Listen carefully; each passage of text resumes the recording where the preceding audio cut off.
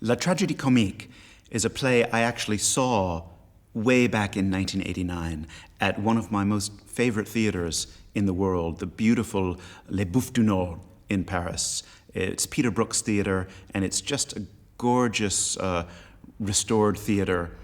And I remember going there in 1989. I had no idea what the play was about. It sounded good. And we went there, and I remember just being totally enchanted by this one person on stage and this incredibly beautiful, simple performance. And it was just lovely. And I remember being so touched by it. And something inside me, I remember thinking, someday it would be amazing to do this play. The show was created by an amazing performer, creator, Yves Hunstad, who's a Belgian performer and creator, and his partner and director, Yves Bonfanti. And I contacted them. They were incredibly supportive of me both translating the play and doing the first English language production of the play. In 2014, my French was by that time much better, so it was a lovely challenge to translate the play from French. I got to know it very well. And we did the first UK production of La Tragédie Comique, or the comic tragedy. When Neon 8 approached me about making a virtual reality version of the comic tragedy, it was a really intriguing idea. I'd never thought about it before. I had experienced a VR headset once before and was completely bowled over by it. Just incredible. I love technology. I think technology and virtual reality will never replace live performance, but it was an incredible experience. And the more I thought about it in terms of the comic tragedy, it just seemed a very good fit. The play itself is about an imaginary journey, about the power of both the imagination and the theater to take people into imaginary worlds, to go on an imaginary journey. And it just seemed that suddenly when you put on the VR headset, in a way you kind of can enter this imaginary world.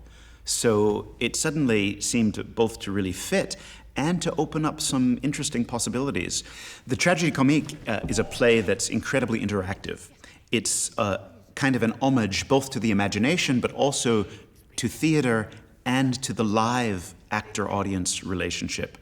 Yves Hunstad, who created the play, and Yves Bonfanti, who directed it, created a beautiful interplay between the live audience and the actor-character performing on stage. So when we went about making a VR version of the play, we had to make some changes. Some of that live interaction, it couldn't be replaced. We didn't feel like it was going to be the same in VR. So we had to cut some of that interaction out, but we still wanted to keep the essence of that interactive experience for the VR viewer. It's very much what the play is about. The character on stage is telling this story very personally, sometimes very intimately, to the VR viewer. So we really wanted to keep that relationship, and we wanted to keep both the intimacy and the comedy of that relationship. So there were some lines that we needed to change, and as I said, some things we needed to cut out. There were also things, possibilities that really opened up, I thought, with the viewer having on the VR headset and entering this imaginary world, because suddenly, when you put the headset on, you are in this imaginary world. We were incredibly fortunate to be able to film the play at the amazing King's Theatre, and the play was written to be performed in a theatre like this. So that was just a really fortuitous timing to happen that way. For people who are not able to access live events, whether it's through illness or disability, or if they're in places where they're not able to access live events, suddenly having a headset that you can put on and having the experience of being transported into an environment like this, or a concert or another live arts event, is incredible. And I think, when attending something live is not possible, VR events open up huge possibilities. So I think it's an amazing tool for artists to continue into the future.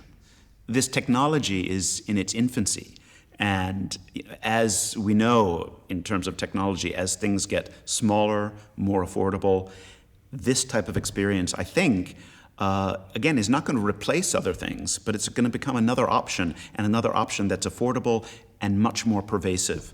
So I think there are huge possibilities for creating content and distributing content, and it's really exciting. It's a really exciting time for VR.